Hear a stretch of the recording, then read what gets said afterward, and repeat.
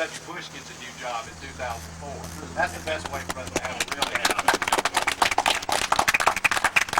But he's not going to do anything about jobs. He's certainly not going to do anything about what's happening in rural America, in smaller towns, in smaller communities. He doesn't understand it. He walks around on that ranch down in Texas that he bought not long ago, and with his big belt buckle, and acts like he understands what's going on out here in the real world.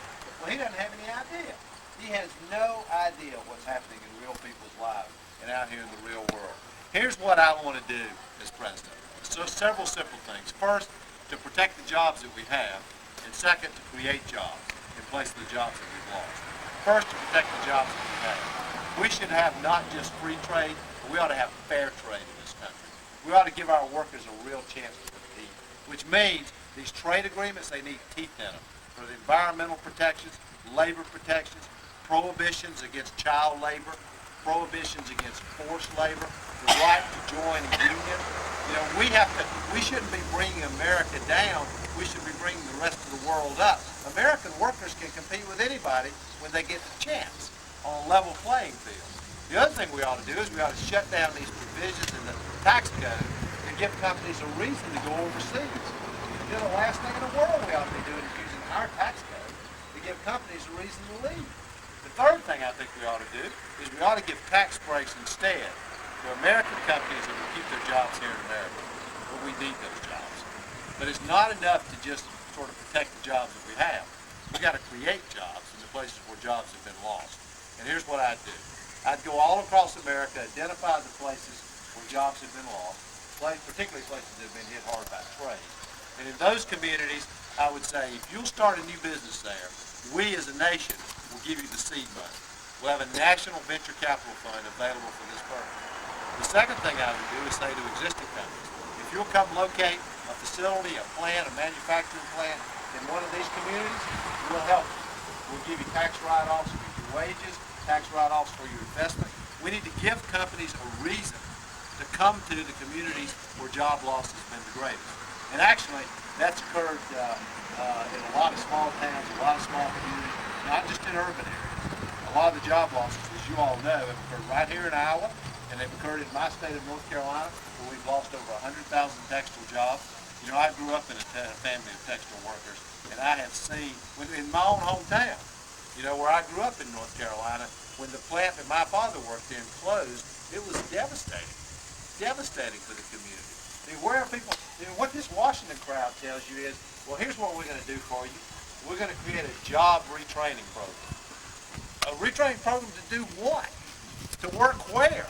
You know, you're going to say to a 50 or 55-year-old man or woman, you know, who's been working all their life, well, here's what we're going to do for you now. We're going to put you in a job retraining program. Well, that just shows how they don't understand that a job is about more than a paycheck. It's about self-respect, work, and dignity. And by the way, it's not just jobs. The other drag on this economy right now is this whole issue of corporate responsibility. Now think about it in your own mind for just a minute. Corporate responsibility and George Bush. Those two things go together? Don't go together. We'll never go together. George Bush, and I've been asking some of these events, Senator, don't you think that George Bush has been bought and sold by big corporate America? And you'll be surprised by my answer. I say no. I don't think they had to buy him. Think about it. You know, this is the world he comes from. You know, these are his friends, they're his family, they're the people who've been with him his whole life. They're the people who helped elect him governor of Texas, and they helped elect him president. He's not forgotten it, and he will not ever forget it. It's just what he is. Which means he'll never do anything about basic issues of people at the top of big companies protecting their pensions when they're cutting the pensions of working people. He'll never do anything about CEO pay. I mean, we live in an America where in the last 30 years, working people's pay has gone up 10%. During that same 30 years, CEO pay has gone up 3,000%. Now think about that for a minute. And you wonder why we have a wealth disparity in this country? George Bush is never going to do anything about it. This goes, by the way, I believe, to the heart of what's wrong with him as a president. He really believes that if you take care of people at the top, somehow our whole country's going to do better. Well, he's wrong about that. America works when it works for all of us. We have a responsibility to give opportunity to everybody. And the country as a whole, our economy as a whole, does better when everyone does better. So we have work to do. And it's not just the economy. All across the water. Think about it for a minute. No child left behind. No, right? Yeah. The president is actually millions of kids behind every single day. He's underfunding his own education plan by $10 billion this year alone. And actually, the thing that bothers me more than that is he never talks about what I think is actually the biggest problem in our schools. I think we still have two public school systems in this country. One for the haves and one for the have-nots. You know, you live in an affluent community, the odds are your child will get a pretty good public school education. But if you don't, the odds start to go down pretty dramatically. Well, that is not what we believe, certainly not what I believe. You know, I believe we ought to say to every family in America, no matter where you live, what the color of your skin, what the income of your family or the people around you is, we're going to make sure that your child gets as good an education as this country can provide. That's what we believe here. I mean, this president, this is nothing but a political slogan. No child left behind. It's a political issue. Well, for me, it's personal. You know, I would have no chance of being here today without a great public school education, without teachers and educators that could have gotten me here, without, for that matter, without a great state university system. So here's what I want to do as president. 3 or 4 simple things. First, lead a national initiative to pay teachers better, so we get good teachers and keep the good teachers in place. The second thing I want to do is I want to give bonus pay to good teachers who will teach in the places where we need them the most, schools in disadvantaged areas. I also want to give scholarships, financial help to young people who will commit when they start college that they'll teach in a school where we need them, and it's in a more disadvantaged area. We ought to be investing in early childhood programs, the place where we can have the most impact on the lives of young people. We ought to be investing in after school. You know, my wife and I had some personal experience with this. We helped start 2 after school programs in North Carolina, and Elizabeth, my wife, worked over there full time the first couple of years the first one was started. I have seen the effect they have on the lives of young people, you know, who need a place to go where they can be safe and productive, off the street and learning. Well, this president has an answer for kids who need a place to go. He proposes cutting 500,000 after-school slots. 500,000 kids will lose their after-school program because of this president. We also have a lot of young people in this country who are deciding not to go to college. You know, they're qualified to be in college, they should be in college, but they're not going. Why aren't they going? You know why they're not going? Why aren't they going? Can't afford it. That's exactly right. That's exactly it. They can't pay for it. You know, and the president's got an answer for them. He wants to cut funding for college loans, cut funding for financial aid, and cut funding for Pell Grants. Well, I have a different answer. I call it very simple. I call it college for everyone. This is what I say. You're a young person and you're qualified to be in college and you're willing to work at least 10 hours a week the first year you're in school, you should be able to go tuition-free to a state university or community college. I want every I was the first person in my family to go to college. It was a big deal. And I want every young person in America to get the same chance that I got. The last thing we want is 17, 18-year-old kids making life-altering decisions because they don't think they can afford it. I'll tell you something else. The work won't hurt me. You know, I've been through this myself. You know, in college I had a lot of different jobs. One was unloading tractor trailers. You spend a summer night in North Carolina or Iowa unloading a tractor trailer, you'll get up and study the next day. It works every single time. And what about the healthcare problem, the healthcare crisis in this country? Do you ever hear this president talking about it? Never talks about it. He has no ideas, no solution. What is he going to do? Well, here's what I want to do as president. Several simple things. First, I want to start with the idea that every child, we should have healthcare coverage for every child in America as a matter of birthright, just like public education. You know, and the way to do that is to make it the law of the land. I don't mean a voluntary program or access to health care. I'm talking about requiring as a matter of law that every young person in America have health care coverage. We also are a health family. The control of this country until we do something about cost. The cost of health care is completely out of control. And the reason is the big HMOs, the big insurance companies, the big drug companies. Those people have a stranglehold on Washington. I mean, it's a very scary thing to see up close. It is exactly what most of you think. You know, I've seen it up close. John McCain and Senator Kennedy and I, the three of us, wrote the Patient's Bill of Rights, which some of you may remember. The idea was, if you've got health insurance coverage, you ought to be able to make your own decisions, not have an insurance. And I also, during that same time, saw the incredible courage of men and women who led the civil rights movement in America. It is so important to me that we not go backwards on this issue of civil rights, and we move forward, which means we need judges that we know civil rights laws. It means that I believe the president was wrong about the affirmative action program at the University of Michigan. I feel a personal responsibility to try to give opportunity and hope to those Americans who are still suffering the effects of discrimination every minute of their lives. And I want to tell you, I'm looking around this audience. This is like a lot of audiences I speak to. This is mostly a white audience, but I talk about this issue wherever I am because I don't believe this is an African American issue. I don't believe it's an Asian American issue. I don't believe it is an Hispanic issue.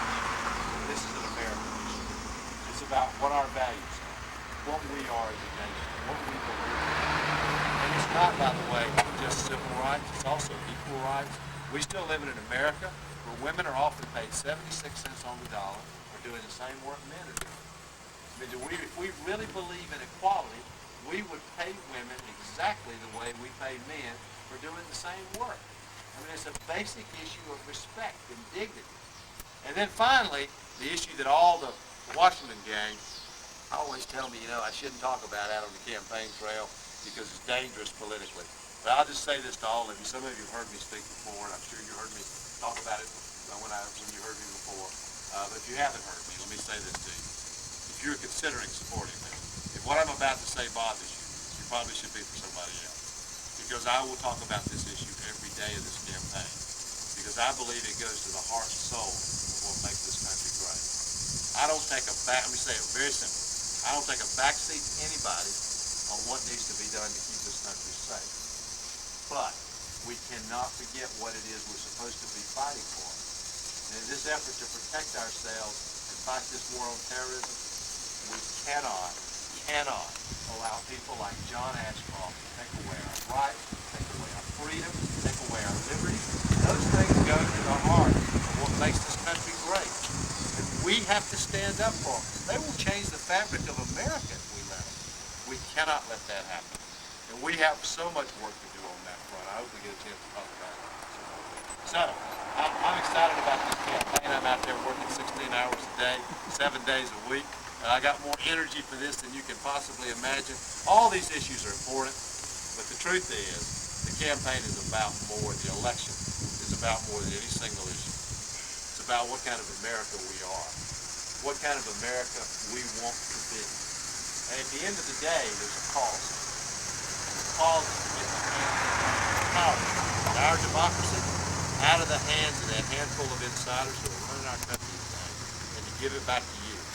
Give it back. Oh,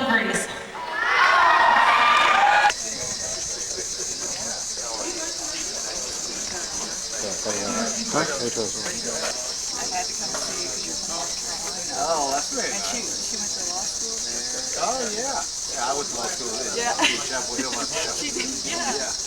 How are you? Fine. Nice to see you. Thanks for coming. Not bad. Very good. With parents that had to work to make worked in a mill. His dad for years. His mother had to work too. And it was a tough life, and then when he was the first one, I believe, is that right, Senator, that went to college in your family. And then he went on to law school, graduated with honors at University of North Carolina. A little interesting aside, I don't know if you know this, Senator, but my daughter graduated from North Carolina. She's an alum. Oh, no, I didn't know that. Yeah, she got a PhD. Undergraduate school? No, she graduated at Iowa in chemistry, and then went on to, she got a PhD in chemistry at North Carolina, and then got a JD went there too. So she's also alum of law school at North Carolina. So it's sort of cool. She was really excited that you were here. She'd love to come. She's turning out in New York City, but she couldn't make it. But she was really excited. She said they were really fans of yours in your campaign. And one thing she said about the center, this is all news to me, so you're getting it. I just found out this last day or two. She said one thing we liked about Then John Edwards, who was not a senator when he was running, he looked you in the eye, and when he told you something, you knew it was a flat-out fact and or his belief, and there was no BS involved, the way she put it. And she said they loved him for it, and they were senator, is the way she put it. So anyway, after that, he spent 20 years as a trial lawyer, which of course I'm a trial lawyer also, and but I think he's probably just a little bit more successful at that than I was. But he did a great job going after the large insurance companies and the large corporations, and made them regret many things, I think, in those 20 years. After that, then he ran for senator, and I think it's amazing to think about bumping an incumbent Republican senator. We know. Just hearing on the news a little earlier today that instead of having job gain, we've had another month of job loss. Somebody take a gun after him. He's probably working for us. I forgot what I was saying. I looked up and saw him over there about it, but across the way must have been doctor kind of thing.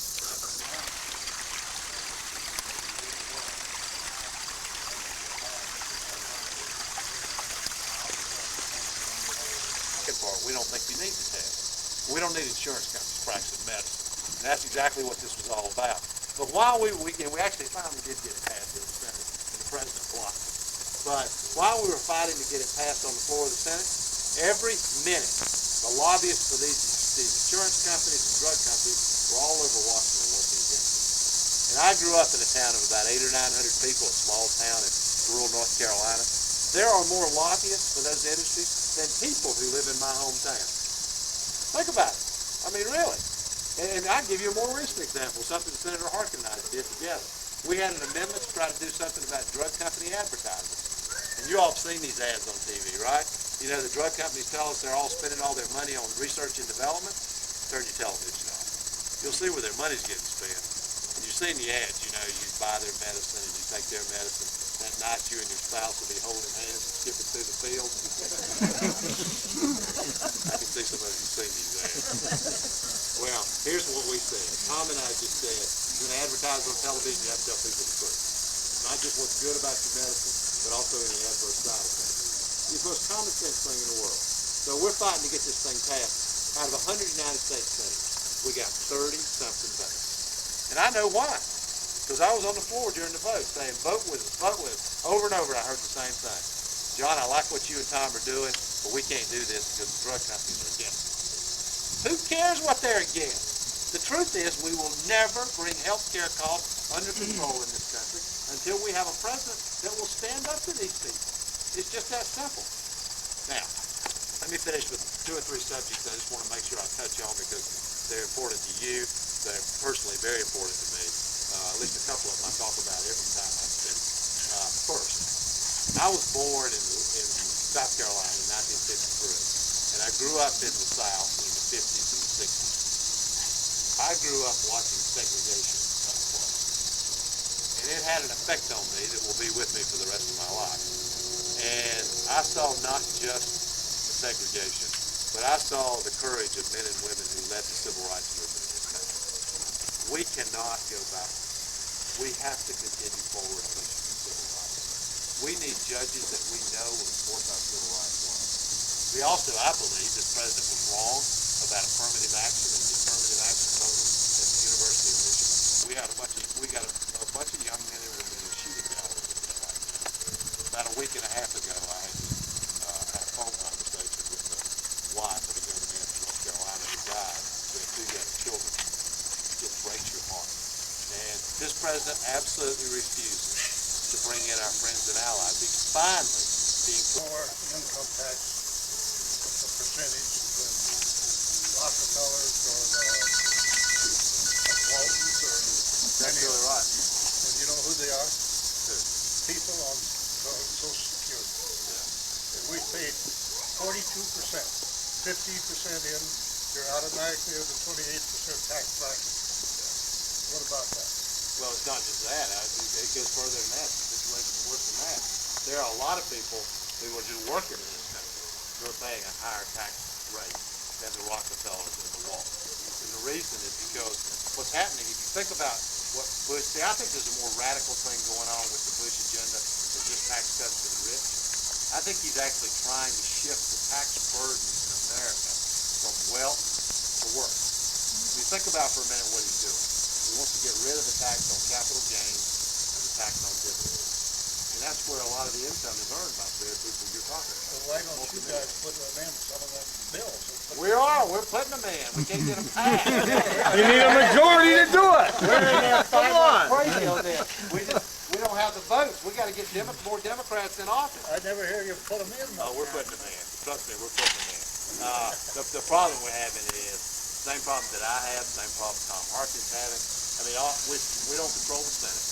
We don't control the House. We don't control the White House. And the practical side of this is the president is out there. He's got the bully pulpit. He has the bully pulpit, which is for the first time since he's been in office. During this campaign, it's what campaigns are about. The American people are about to find out that they have a real choice. They have an alternative. They don't have to go along with what this guy's doing right now. They can, in fact, go in a different direction. It's fair to most Americans, but we don't take care of people at the top. Everybody gets a chance. Where we look after the needs of seniors and the most vulnerable people in America, where everybody's treated fairly, where we don't, in fact, go out and alienate the rest of the world, but we work with the rest of the world in solving the world's problems. People are about to hear that they have a clear choice. Democrats have been very frustrated because it's hard for us to get heard, but we're about to get heard. I mean, I can tell you, I'm out spreading this message many times a day, every day. And as we move through this campaign, we've got some guys over here, some press people who will report it, and we will get heard. And once people know they have a choice, they know they have a real choice from George Bush, we're going to have somebody else in the White House. Well, a lot of us are retired farmers here. Poor retired farmers, because we don't like paying tax on our Social Security. No, I hear you. I completely understand that. Time for one more question. Over here, Senator. Oh, I've got two. I'm going to do both things. Yes, sir. First of all, Senator, my name is Wilbur Cook. Yes, sir. I'd like to commend you on your speech. Thank you.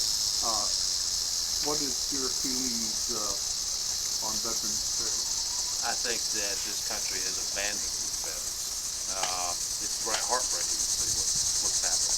If you go into on multiple levels, I'll try to make this brief, but this is actually one of the great travesties in America today. Let's first talk about active duty trips, and then I'll go to the veterans. This president proposed that we cut the combat pay status of men and women who are on the ground in Iraq right now. I don't know if you saw that a couple of weeks ago. I guess they're not in a combat zone, right?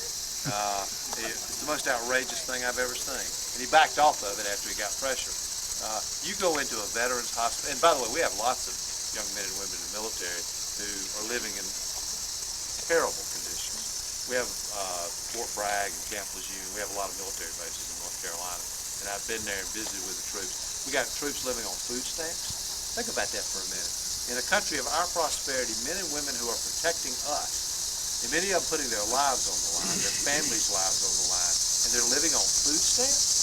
I mean, what is wrong? This president claims to be on the side of the military. I mean, it's a joke. He's not on the side of the military. I mean, he's for all these big weapons programs, but what about the men and women who serve us? He's not for them. And the same thing's true with our veterans. We got veterans who are waiting 6 to 12 months to get any kind of medical care. You go in a veterans hospital, it breaks your heart. I mean, it's kind of, the conditions there are in a lot of them at least, terrible. Here's what I think we ought to do, and this is what I have proposed, along with not just me, a lot of others in the Senate, that veterans get the same health care benefits that members of Congress get. I mean, men and women. We're an outrage. There you go. Because what in the world reason is there for men and women who serve their country in combat or as members of our military to get less medical care than people who serve their country in the Congress? I mean, that's the way for people to feel good about what we're doing. And that's I'm trying to remember. I think it was Tim Johnson, the senator from South Dakota's bill, but he had a lot of people supporting it, including me. But that's my view about veterans. I think we have a responsibility to veterans, a responsibility that we're not meeting. You had some questions. You should have asked a few. Huh? You should ask the question. I think that we ought to just tax the people that play piano.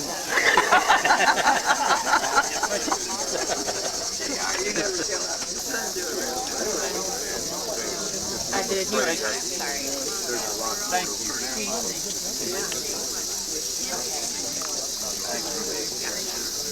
Glad you're going to save our liberty. Oh, we're going. I got two sons that are lawyers, and they were Who else is coming? Very nice. Thank you very much. Thank you very much. hang in there. I will. I will. Don't worry. Thank you very much. Nice to see you. Nice to see you. My mom couldn't make it, but she said I have a sister in a wheelchair. And so she couldn't make it. But anyhow, when you're talking, I'm an auctioneer. You have a lot of BS in it. Just remember to use that diaphragm, and this will last longer. Good idea. Good idea. You've been doing this, haven't you? Yeah, I've been doing this since I've been in the diaphragm. Diaphragm. Good to see you. Your voice lasts a lot longer.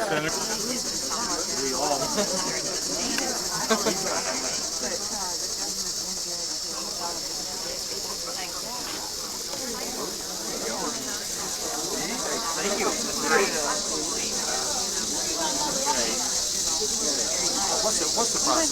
What's the process?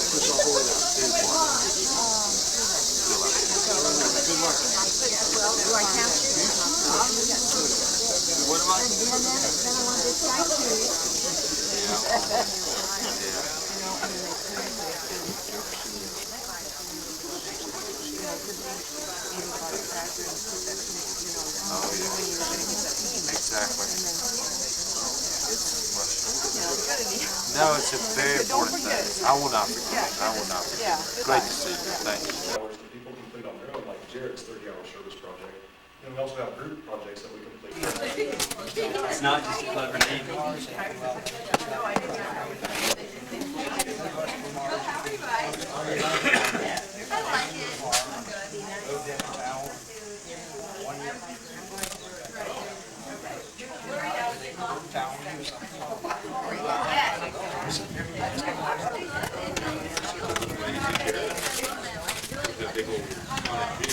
Brownie?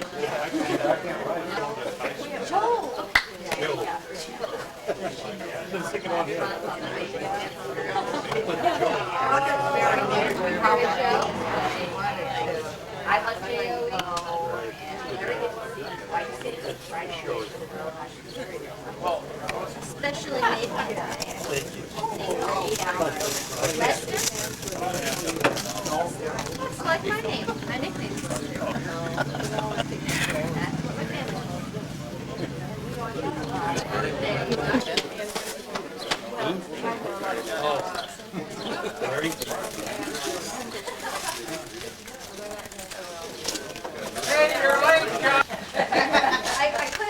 I'm a CNN junkie. I read his record. He stood out. He's the right man at the right time. It's my honor and pleasure to introduce my candidate, Senator John Everett.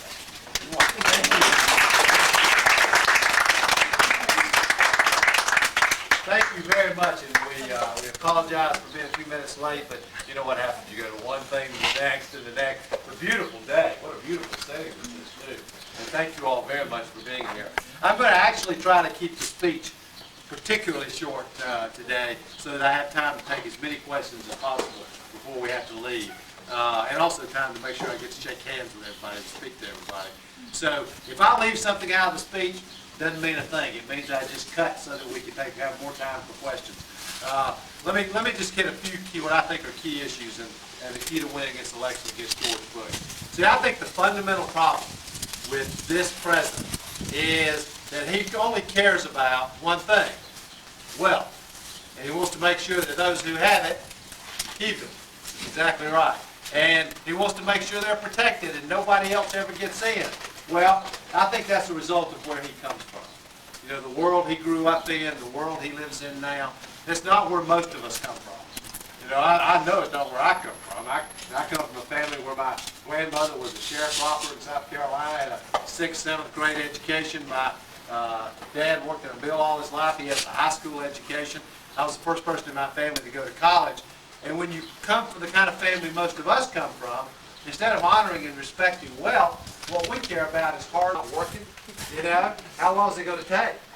40 years. Yeah, exactly, exactly. I'll tell you, by the way, we wanna have a real economic recovery. The best way to do that is to make sure George Bush gets a new job in 2004. That's what But you know, he didn't have any plan to do anything about jobs. Nothing. Never says anything about it. Here's what I want to do as president. Very simple. First, protect the jobs that we have. And I would do that by changing these trade agreements so that we actually have protections for the environment and labor and child labor and give our workers a chance to compete. The other thing is we ought to shut down these provisions in the tax code that give companies a reason to go somewhere else, to go overseas. That's the last thing in the world we need. We ought to give tax breaks to companies that will keep jobs here in America where we need them so badly. The other thing we ought to do is we ought to figure out the places in the country where the job losses have been the biggest, the greatest. And in those places, we ought to give companies and businesses an incentive to go there. Because we need to replace the jobs that we've lost. And what I'd do is I'd have a national venture capital fund that made money available to businesses that were located in those communities. I'd give tax write-offs to businesses that would bring a plant or a facility to the places where the jobs have been lost, where the job loss has been the greatest. And what about the other drag on the economy? You know, all this corporate irresponsibility. What do you think, George Bush and corporate responsibility? They go together? Yeah, never gonna go together. Somebody asked me at one of these events, they said, Senator, don't you think that George Bush was bought and sold by big corporate America? I said, no, I don't think they had to buy it. It's exactly what I think. You know, he'll never do anything about people at the top of these big companies protecting their pensions while they're cutting the pensions of working people. Yeah, that's exactly right. That's why he's in office. He knows that. He's not going to forget that either. The other thing he'll never do anything about is CEO pay. You know, we live in a country where in the last 30 years, working people's pay has gone up 10%. CEO pay during that same 30 years has gone up 3,000%. Now, what is wrong with this picture? This, by the way, goes to the heart of what's wrong with this president. He thinks if you take care of people at the top, somehow the whole country's going to do better. Well, he's wrong about that. This country works, America works when it works for all of us. That's the way it's supposed to work, but not under this president. And what about education? No child left behind. What do you think? Yeah, exactly right. Leaving millions of kids behind every day. I'm on the Senate Education Committee. I've seen this up close. He's underfunding his own plan by $10 billion. And he never says anything about what all of us know is still true in a lot of places in America, which is that we still have two public school systems. You know, we have one for the haves and one for the have-nots. And what's this president going to do about it? Nothing. This is a political issue for him. It's all it's ever been. It's all it's ever going to be. You know, for me, it's personal. Yeah, without a great public school system, I would have no chance of being where I am today. That simple. Y'all come on, join us. We're glad to have you. Without the public schools that I had and the education that I had, I wouldn't have a chance of being where I am today. So, here's what I want to do as president. First, lead a national initiative to pay teachers better. So we get good teachers and keep the good teachers that we already have. Second thing I want to do is give bonus pay to good teachers to get them in the schools where we need them the most, in chronically disadvantaged areas. I also want to give scholarships to young people who will commit when they get out of school to teach in those schools. I want to invest in early childhood programs, which I think is the place we can have the most effect. I think we ought to invest in after-school programs. My wife and I have helped start two, and I have seen how important they can be. Well, the president's got an answer. He wants to cut 500,000 after-school spots. 500,000 kids will lose their after-school program because of this president. We also, by the way, have thousands and thousands of young people all across the country who are deciding not to go to college. They're qualified to go, they should go, but they're not going. Why aren't they going? That's it. They can't pay for it. So, that's exactly right. And the president, you know what the president's going to do for it? He's cutting funding for college loans, cutting funding for Pell Grants for college kids, and cutting funding for financial aid for college kids. Well, I have a different idea. I call it college for everyone. Very simple. This is what I say. If you're qualified to be in college and you're willing to work for it, work at least 10 hours a week, 10 hours a week, the first year you're in school, you ought to be able to go tuition-free to a state university or a community college. I want every young person in this country to have the same chance that I have had. You know, it's a big deal. Being the first person in my family to go to college, I know how important it was. And I'll tell you something else. The work won't hurt them, as everybody here knows. I had a lot of jobs when I was in college. One was unloading tractor trailers. You spend a summer night in North Carolina or Iowa unloading a tractor trailer, you'll get up and study the next day. It works every single time. And what about the health care crisis in the country? What is this president going to do about it? Never talks about it, never says anything about it, nothing, absolutely nothing. Well, here's what I want to do. First, I want to start with kids. I want, for the first time in our country's history, to make health care a birthright for every child in America, every child under the age of 21. And I'm not talking about, you know, a voluntary program or access to health care. I'm talking about requiring it, making it the law of the land for 100% of kids to have health care coverage. Second thing I want to do is make sure our most vulnerable adults are all covered, so that they have access to health care and they're in fact covered by health care coverage. The third thing is to help families with their insurance premium. People who have coverage but are just having trouble paying for it. Give them a credit right in their paycheck to help them pay the cost of the insurance premium. And then last, to bring down the cost of health care. Health care costs are completely out of control in this country. And you all know why. It's because of the big drug companies, the HMOs, the insurance companies. Those people have got a stranglehold on Washington. It's a scary thing to see. I see it up close. You know, I can give you a couple of examples. John McCain and Ted Kennedy and I, the three of us, we wrote the Patient's Bill of Rights. And I'm proud of what we did. The whole idea was you should be able to make your own decisions about health care, not have an insurance company making the decision for you. Well, we fought on the floor of the Senate to get it passed. We finally did get it passed. But every minute we were on the floor trying to get this thing passed, the lobbyists for those industries were out all over town working against us. And I grew up in a town of about 800 or 900 people in a small community in North Carolina. I voted for the congressional resolution. I stand by and take responsibility for that. But I said back then that it was critically important for us to have a plan for what would happen now. Well, there wasn't a plan. That's now clear. We got a bunch of young men and women in a shooting gallery over there right now. And the second thing is the president has stubbornly and arrogantly refused to bring anybody else in. You know, we got NATO and our other allies and friends who want to be involved, United Nations. Finally, he's being dragged kicking and screaming to go to the UN. You know, he didn't want to go, that's clear. You know, he went because he's having to go. And so I hear, by the way, he's going to talk to the nation tomorrow night about this. Well, I'll be interested in hearing what he's got to say. I think he's finally figured out the American people are upset with what's going on. And so let's see what he's going to say. I hope, you know, I'm wishful thinking probably, but I hope that he'll actually step out and relinquish some of the control over what's happening in Iraq and let others step to the plate on this. One last thing I want to say, because this is I think really important. I always talk about it wherever I go. I don't take a backseat to anybody on what needs to be done to keep this country safe. But I want to say this very clearly for everybody. Everybody's safe. We can't forget what it is we're supposed to be protecting and fighting for.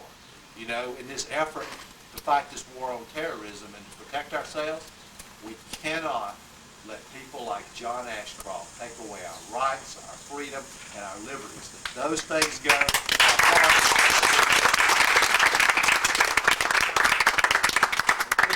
We have to stand up for them. The one last thing I want to do is I want to make sure I get a chance. I'm trying to see her. I'm right here. I want to introduce Roxanne Conlon, who's one of my co-chairs of my campaign.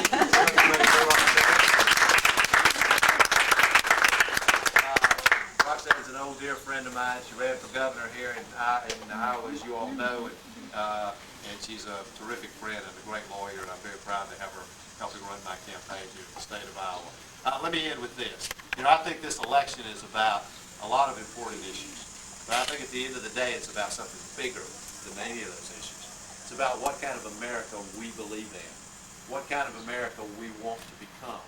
And it's about also taking the power in our democracy, because this democracy belongs to us, to taking the power in our democracy out of the hands of that handful of insiders that are running our country now and giving it back to you, back to the American people. Because I'll tell you something, I believe in an America where the family you're born into and the color of your skin should never control what you're able to do. I still believe, in an America where the son of a mill worker could beat the son of a president for the White House.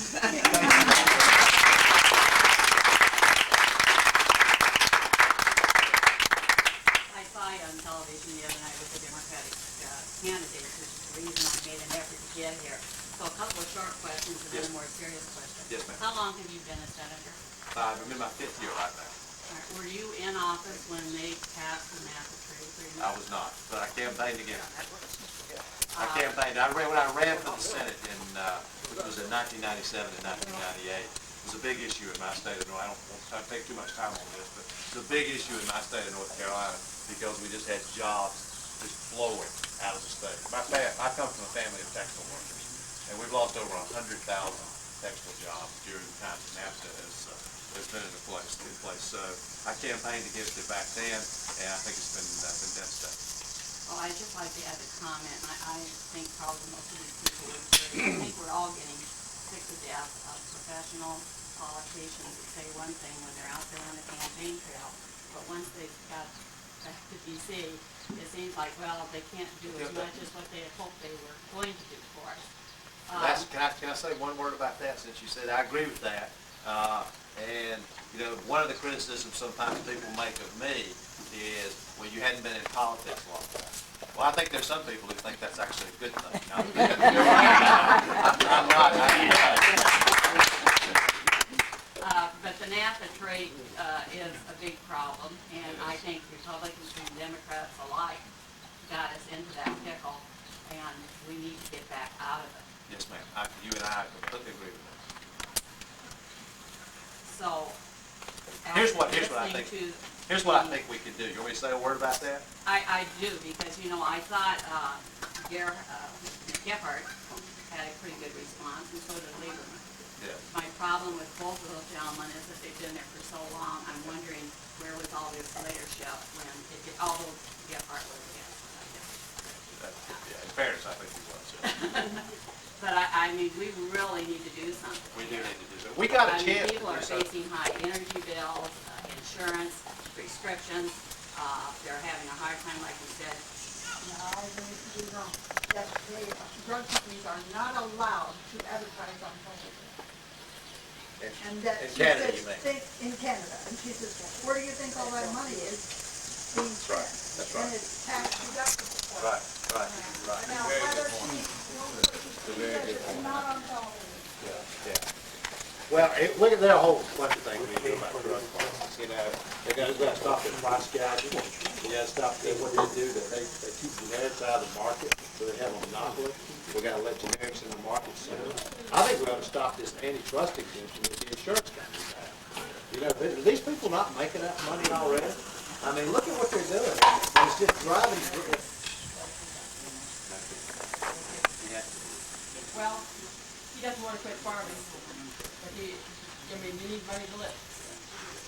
Well, here's one of the disagreements among people in Washington. My belief is, I grew up in a rural town in North Carolina. And in North Carolina, just like Iowa, the farm community and agriculture is a huge part of the economy of small towns, small communities. And there's some who want to get rid of safety net. You can't get young people to go into farming at all, even under these conditions. And what they want to do is take away the safety net? They'll just quit. We'll just lose all our farming places. And on top of that, the economy in smaller towns and rural areas is devastating. The jobs that are left, commodity prices, as you point out, the price of a bushel of corn is a little over $2. It's impossible to keep the economy going. If we're not careful, we're going to lose a rural way of life in the state. Because people are having to move to get a job. When I was talking earlier about trying to bring jobs to these communities, that's exactly what I'm talking about.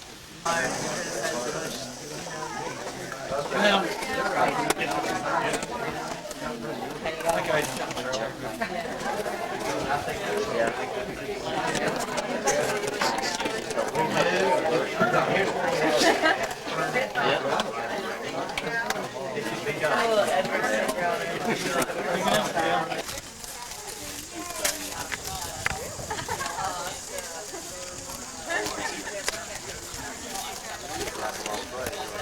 am. I've been doing it all.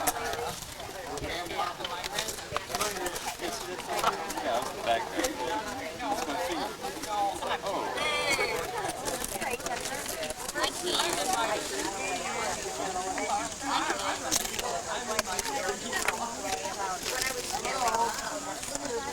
Well, what I want to do is use telemedicine technology to bring the most sophisticated, highest level medical care to smaller towns and communities in rural areas. We can use technology to bring big urban medical center medical care to rural areas, particularly important in cases of emergency where it's dangerous to travel, chronically ill patients where it's hard for them to get there. It also just helps bring down the cost of health care for those who live in smaller communities. We should touch on the spread.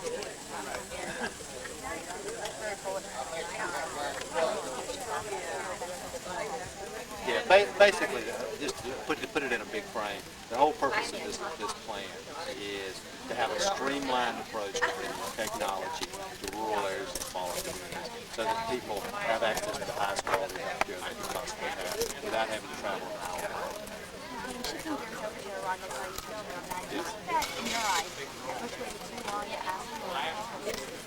Absolutely. And I said a year ago that it was important for the President to bring other friends and allies into this effort so the American people weren't carrying this burden alone. I think that what's happened is we've got a bunch of young men and women over there in a very dangerous situation now. We need to relieve the burden on them and reduce the burden on the American taxpayer by bringing in our friends and allies who've offered to help. We just need to bring them in and help them. Gateway,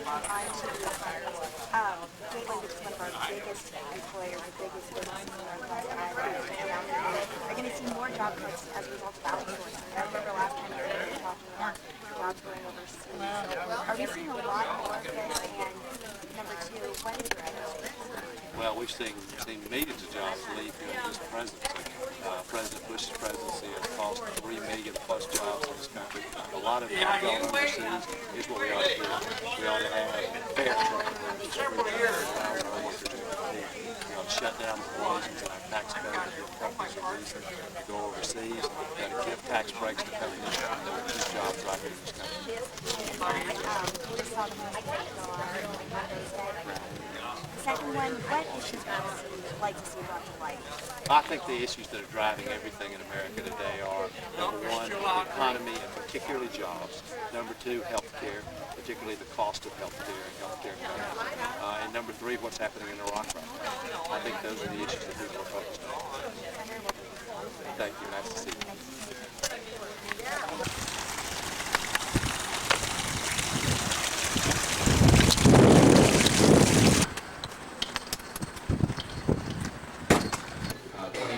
Successful lawyer defending the small fry against the large corporations, which we appreciate.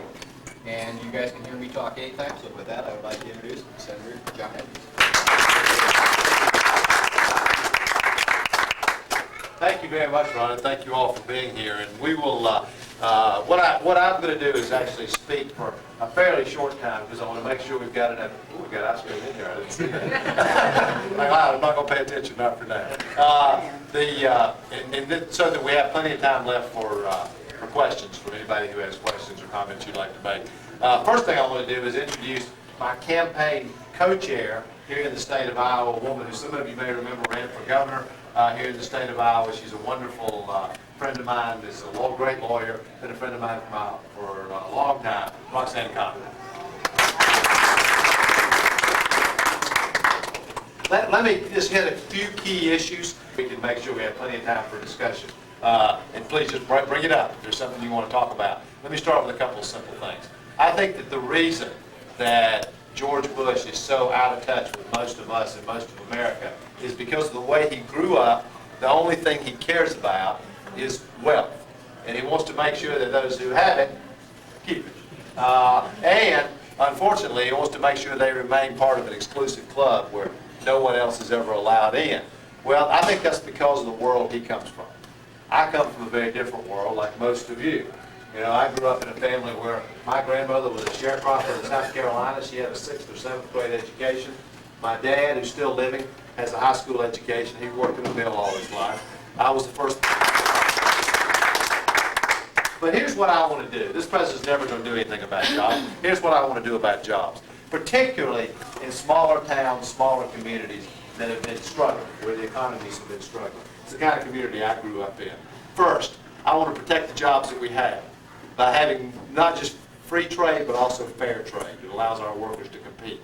I want to get rid of those provisions in the tax code that give American companies a reason to go overseas, an incentive to go overseas.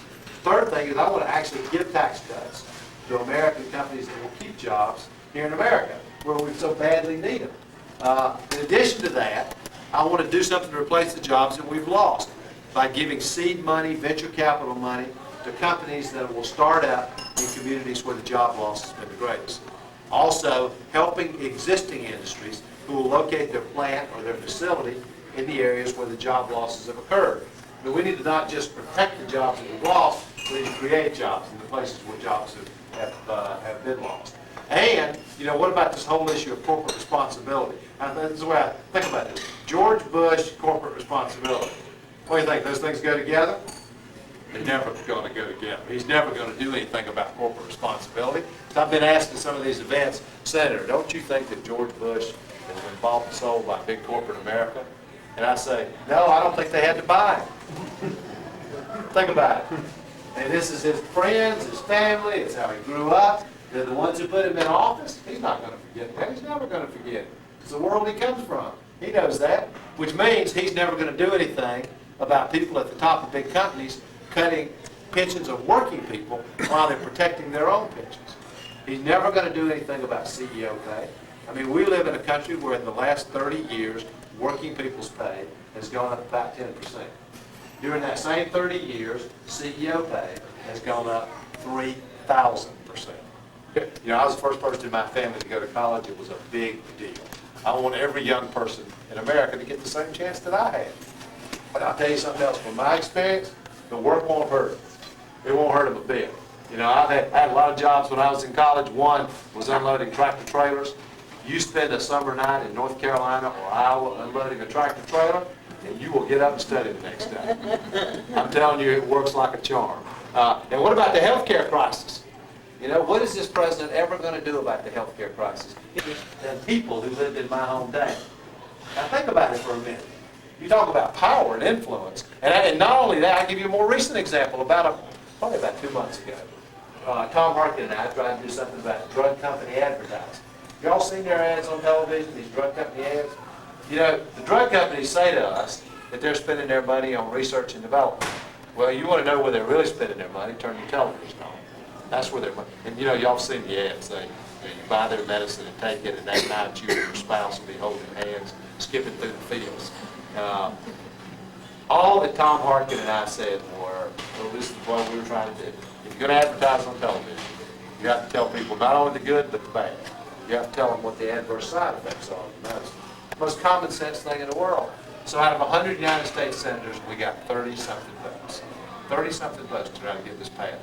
And I stood in the well of the Senate during the vote to find out why. I said, can you vote with us? Can you vote with us? Over and over, I heard the same thing. John, this is a good idea. Tom, this is a good idea. But we can't do it because the drug companies are against it.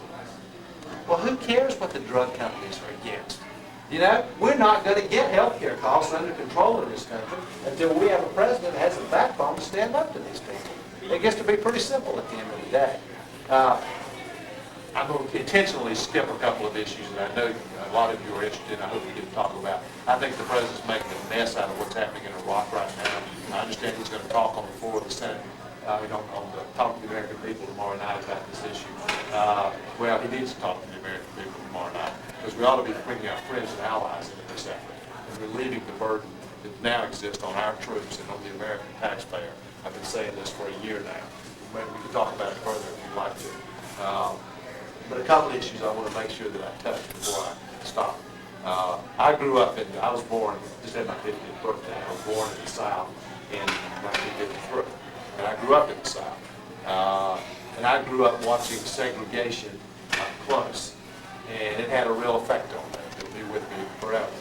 And it is so important to me that we continue to move forward in a positive way on issues of civil rights in America, which I believe means we do need judges that will enforce our civil rights laws. I think that the affirmative action program at the University of Michigan, that the president was dead wrong in opposing it. I feel a responsibility to try to give hope and opportunity to those Americans who still suffer the effects of discrimination every minute of their lives. Ooh, that's serious ice cream. Welcome to the ice cream capital of the world, and I'm not saying that's have a enough little ice bit cream of for ice four of cream. That looks like I bet you can. Yeah, I think I can do this. I bet you can handle it. All right, Mr. Deteriorating, let me finish. Last subject. I want to be sure that I mention this because sometimes it doesn't come up and it's something that's very important.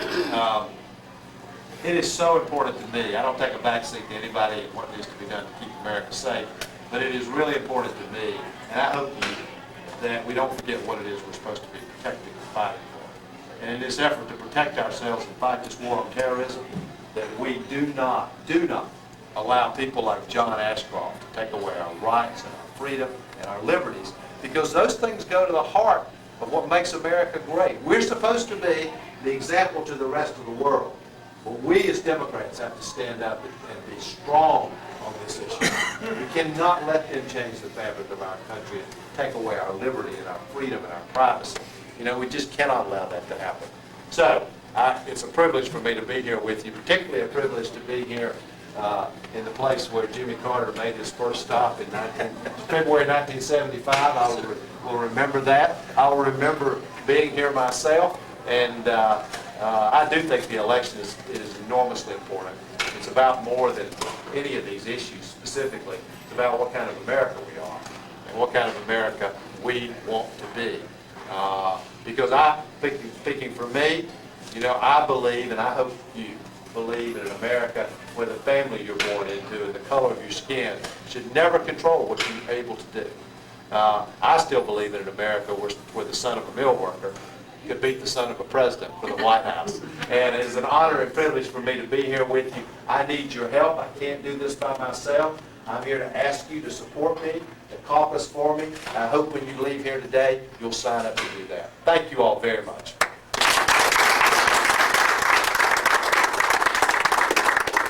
North Carolina, a small town in North Carolina. One of the concerns I've had is that we as Democrats make sure that we pay attention to the problems that go on in rural communities and smaller towns and smaller communities.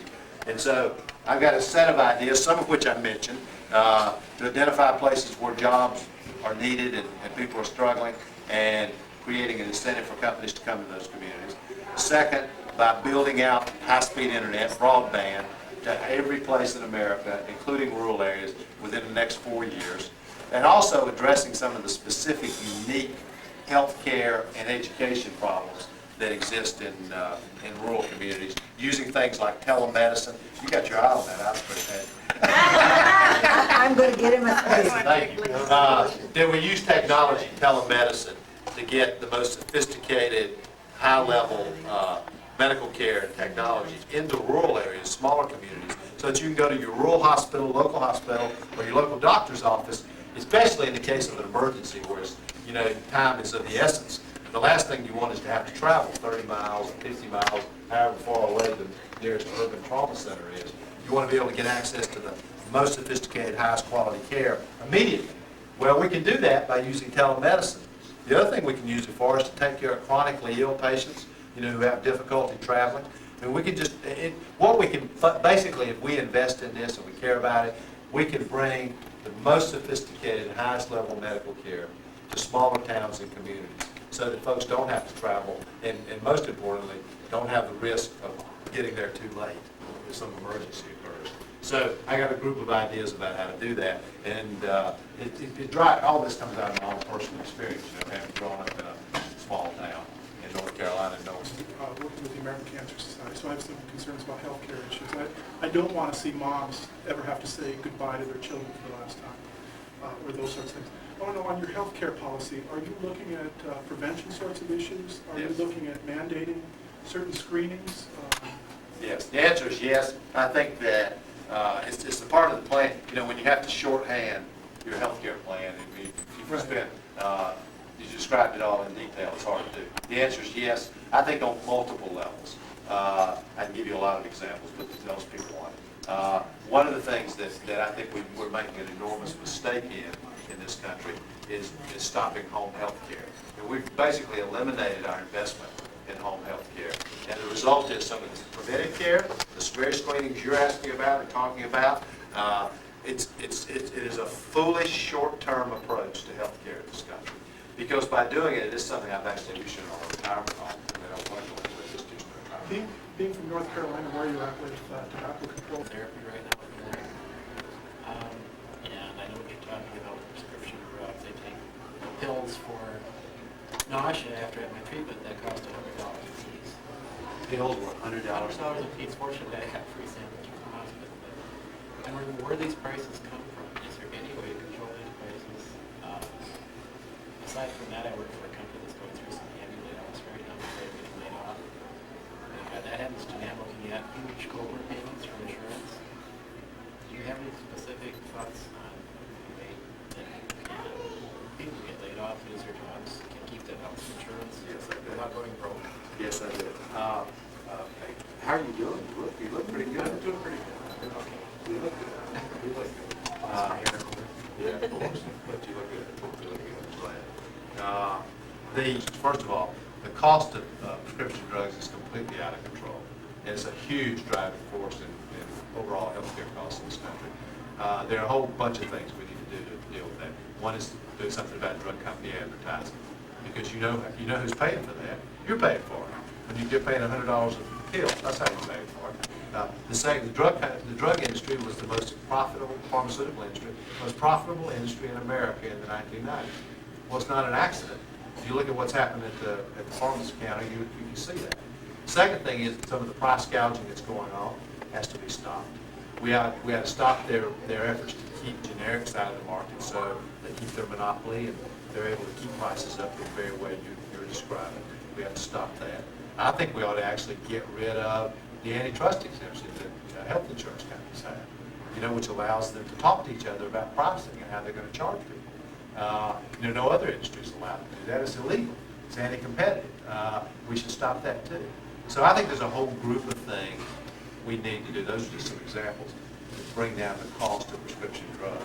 Because you look at the cost differential in Canada and the price that we're paying here, I mean, one of the things that we've been pushing is allowing re-importation from Canada in order to bring costs down and to put pressure on these companies to sell these products at a more reasonable price here in America.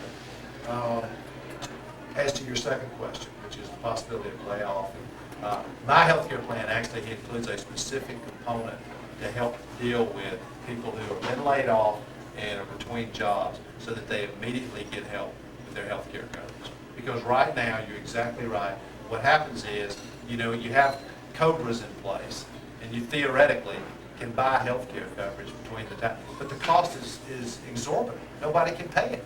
And you're going to pay it when you've been laid off?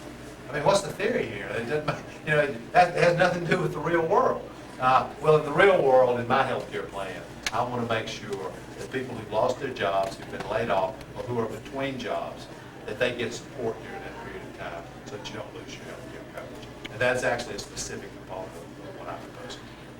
We've got time for one more question. Anybody else? Roxanne's not finished with her ice cream yet. Patent. Oh, patent abuse. So I mentioned it a minute ago. I don't know how much you all have followed this, but this is something I've actually personally been very involved in the Senate. What happens is, the way it works, and most of you know this probably already, but the drug companies, they develop a new medicine, and they get a patent. And that's okay, actually, because they've developed a new medicine, they've got investment in it, they need to recoup their investment. But the problem is, when their patent's about to run out, and generics are going to come into the market and bring the cost down for everybody, then they file for a new patent. And these are some of the reasons, because I've been through this, some of the reasons they file for a new patent. They're going to take the same pill that they've been selling, and they're going to put it in a brown bottle instead of a clear bottle. And therefore, they're going to keep their monopoly, keep generics in. They take the same pill that they've been selling with one line across it, they're going to put two lines across it. and they're going to keep their monopoly and keep the price up for everybody. It's outrageous, absolutely outrageous. And we have got to put a stop to this kind of stuff. And they've figured out how to game the system. That's what it boils down to. And they've gotten a bunch of people and lawyers who've told them how they can do this, and they've figured out how to take advantage of it. The only way we can stop it is we have to pass laws that make it clear we're going to put a stop to this. But you're paying for that. Everybody in this room is paying for it. I mean, when they do this stuff that most people don't know anything about, they're keeping the cost of prescription drugs up for everybody. When I said earlier that we're never going to get healthcare costs under control until we take on these people, it means we got to have a president who actually goes out and tells the American people the truth, who's not in the pocket of these people, who actually goes out and tells people the truth about these abuses, because they'll stop them. But right now we have a president who won't do that. We have to have a president who has the backbone to step up to these people. Thank you all very much. Great to see everybody. I need your help.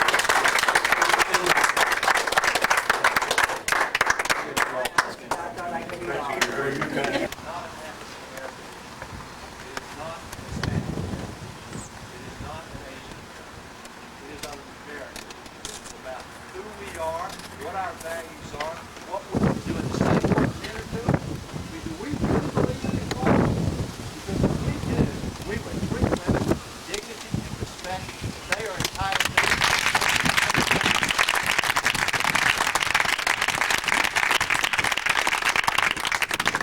Now, I want to say, finally, the subject that all the Washington crowd, always says, you should be more careful out there on campaign trails there, talking about this issue, because it's dangerous. You need to be more cautious. Well, I want to say this to everybody here. Anybody who's either supporting me or considering supporting me, if what I'm about to say bothers you, you should be for somebody else, because I will not put off not a day in this campaign, and I will stand up for it every day that I am president. Let me be very clear and straightforward about this. I don't take a backseat from anybody on what needs to be done to keep the American people safe. But we can never forget what it is we're supposed to be fighting for. And in this effort to protect ourselves and fight this war on terrorism, I think there's a lot at stake in this election. All these issues are important. They're all important. But the election is about something bigger than that. It's about what kind of America we are, what kind of America we want to be. And there is a cause here. The cause is to get the power in our democracy, because it belongs to us, out of the hands of that handful of insiders that are running our country today, and to give it back to you, to give it back to the American people. I believe, and I hope you do, in an America where the family you're born into and the color of your skin should never control your destiny. I believe in an America where the son of a mill worker could actually be the son of a president for the White House.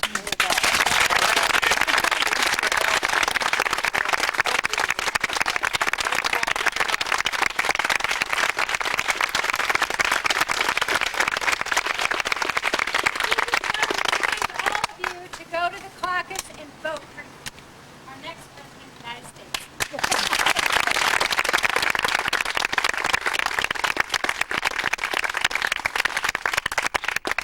The way the United States treated these other nations going into it, they're basically slapping them in the face. Why should they support us now? Here's what we have to do, and this is what something the president's not been willing to do. Could you all hear the question? Do I need to repeat it? Can everybody hear okay? Want me to repeat it? The question is, given the fact them to come in with troops, with money to help us, then, and to act, for that matter, help the Iraqi people, then we're going to have to give them a seat at the table. I mean, they're going to have to actually be able to participate in decision-making to help us decide what needs to happen. Now, I think if we do that, they not only are willing to be involved, they will want to be involved. But we need their involvement. It's important not just to America, by the way. It's important to that whole region of the world. And I was wondering, you typically strip away the tax cut that is given to people, maybe just so we can bring back our deficit and our budget? And here's what I'll do.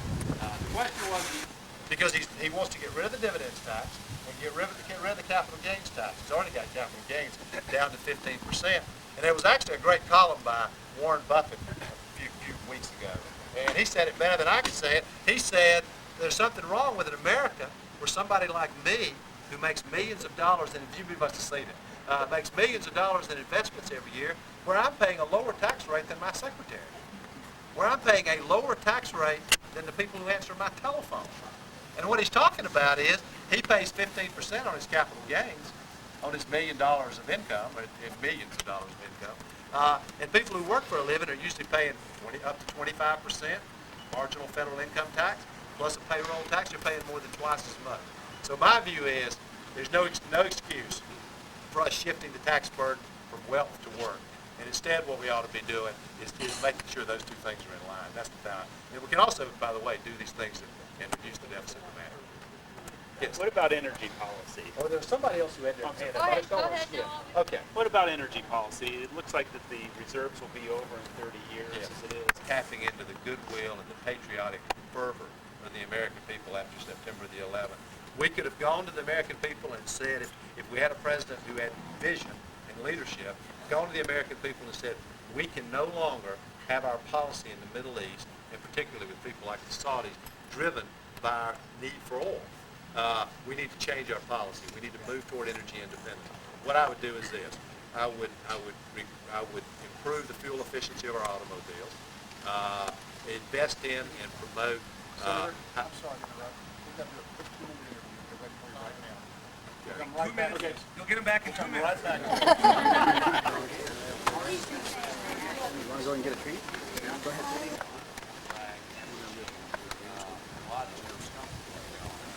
We have young men and women serving in the military, protecting us, putting their lives on the line. We're living on food stamps.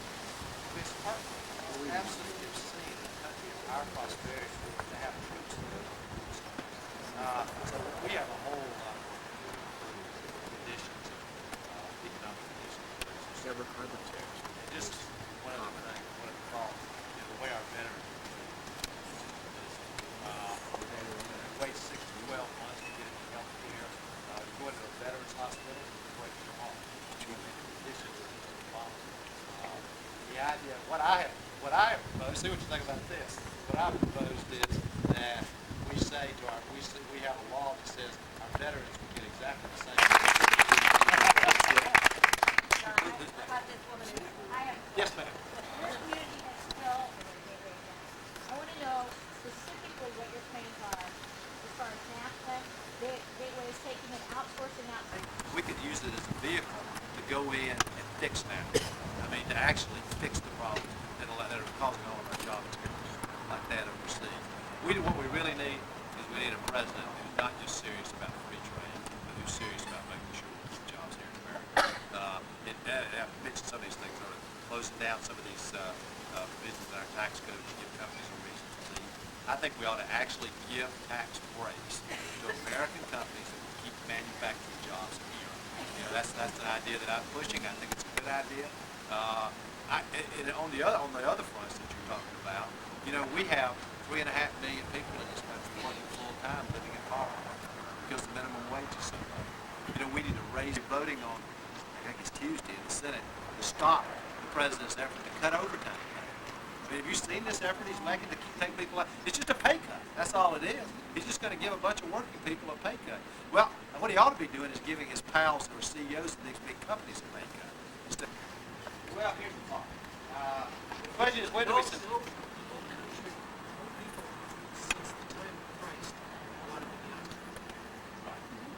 They shouldn't be on.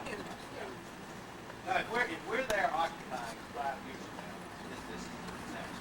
The point of this is the Iraqi people need to be we need to be the interim chairman of the government.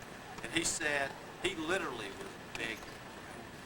He said, this country's going to go right back to drug lords and warlords. He said, I don't have an army. I don't have a security force. I have no way. And this is for anyone who wants to go and study. It's also